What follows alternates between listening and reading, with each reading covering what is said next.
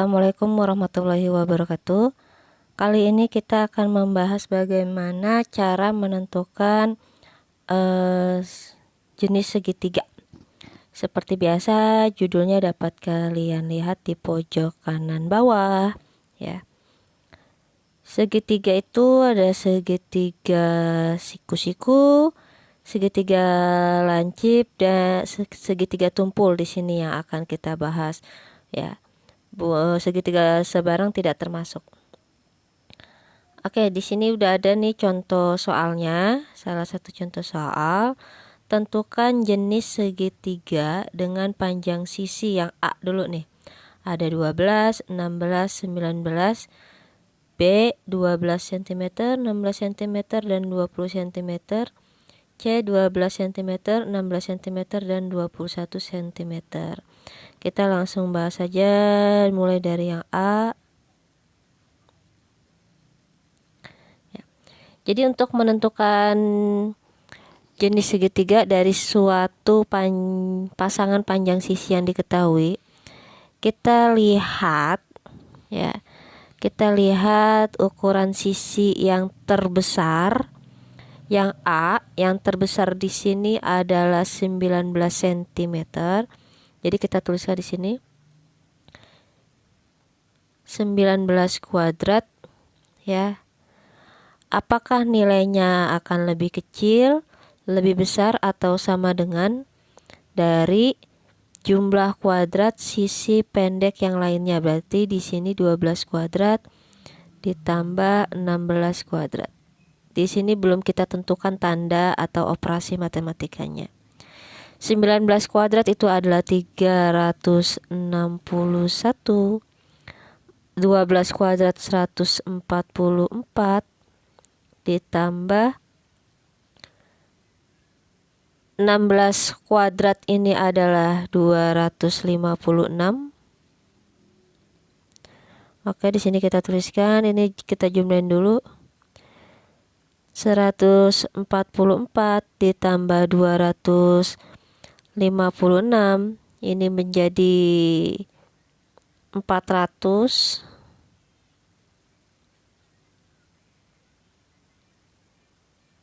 Ya.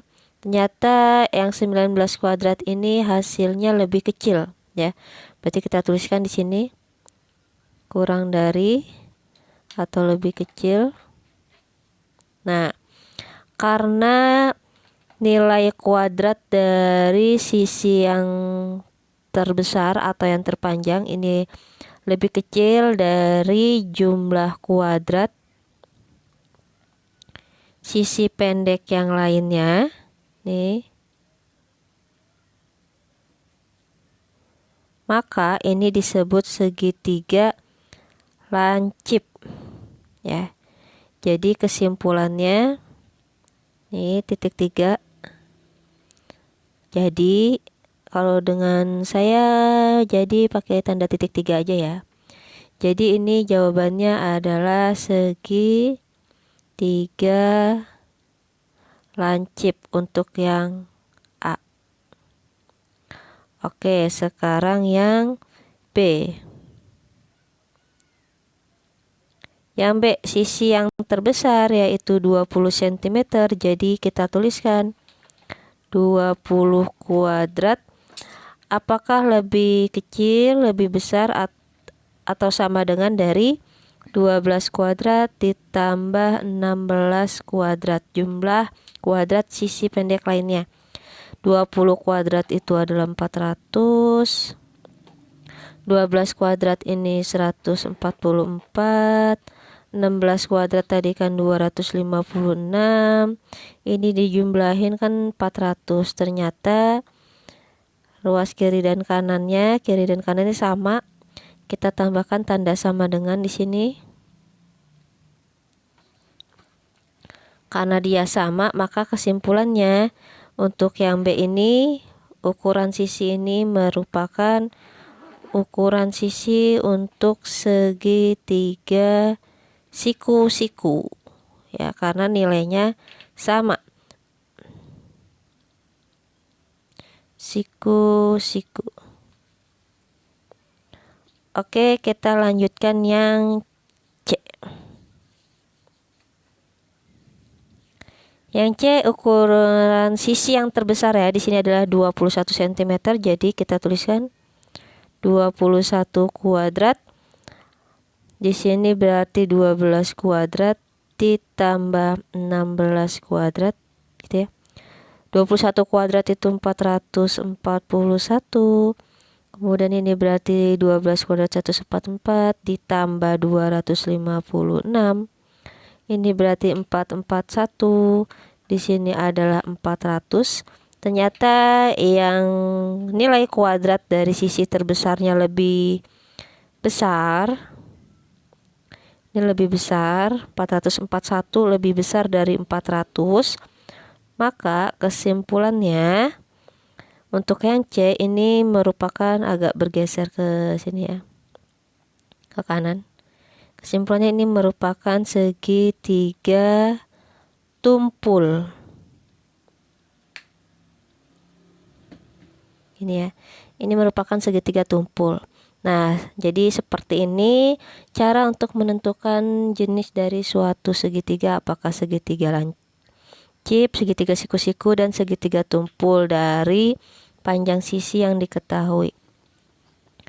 Oke, kita ke contoh berikutnya.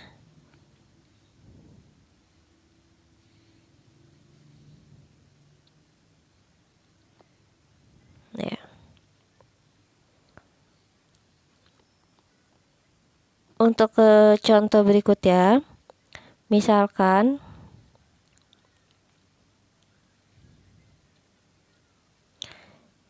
ini terdapat suatu persegi. Ya, suatu persegi di mana ukuran sisinya itu adalah 5 cm. Ya, kalau persegi itu berarti sisinya semuanya sama panjangnya. Kemudian diminta menentukan panjang, diagonal sisinya. Ya. Panjang diagonal sisi dari suatu persegi itu berarti yang ini nih. Nih. Ya, yang warna ungu. Berarti kalau kita lihat di sini nih, ya. Ini terbagi menjadi dua bangun datar, yaitu suatu segitiga siku-siku. Nih ya. Kita cukup lihat dari salah satu sisi aja. Berarti di sini terdapat segitiga siku-siku. Ya. Ini 5, ini 5. Ya. Ini langkah manualnya. Kalau latihan gunakan langkah manual, berarti diagonal sisinya kita tulis diagonal sisi. Panjang diagonal sisinya adalah akar kuadrat. Diagonal sisinya berarti yang ini nih. Ya, yang ini diagonal sisi. Karena dia merupakan sisi terpanjang, berarti didapatkan dari jumlah kuadrat ya. 5 kuadrat tambah 5 kuadrat. Berarti akar kuadrat dari 25 tambah 25. 25 tambah 25 itu adalah akar kuadrat dari 50. Kemudian kalau 50 ini bisa kita pecah. Kita sederhanakan bentuknya. 50 untuk menyederhanakan nilai di dalam akar kuadrat dengan cara dibagi bilangan prima. Nah, ya siapa yang belum mengetahui bilangan prima silahkan dipelajari ya. Bilangan prima itu adalah bilangan yang hanya punya dua faktor, yaitu angka 1 dan angka itu sendiri ya. 50 ini kalau kita bagi dengan 2 ya bilangan prima. 2 itu kan bilangan prima. Bilangan prima itu 2, 3, 5, 7, 11 dan seterusnya. Ini bisa kita bagi 2 dibagi 2 hasilnya 25. Nah, jadi 50 ini salah satunya pasti faktor perkaliannya angka prima dengan bilangan kuadrat ya. Kalau tidak bisa dipecah seperti ini cukup sampai sini aja. Contoh nih, misalkan akar kuadrat dari 139, ya udah cukup ini aja ya, karena 139 tidak bisa kita sederhanakan bentuknya. Oke, di sini akar kuadrat dari 25 itu adalah 5. Berarti 5 akar 2 cm. Ya, ini jawabannya ya. Ini langkah grid solution ya. Grid solutionnya berarti di sini karena diketahui ukuran sisinya 5 cm 5 cm. Nih ya, ini ada 5. Berarti 5, kemudian kita tuliskan tambahkan akar 1. Ini juga 5, kita tulis lagi di bawahnya, berarti 5 kemudian akar 1 tambahin ya. Bilangan di luar akar harus dimasukkan dulu ke dalam akar, atau ini udah sama ya. Ini udah sama, oke. Ini udah sama, nilai di luar akarnya sama, maka sama saja dengan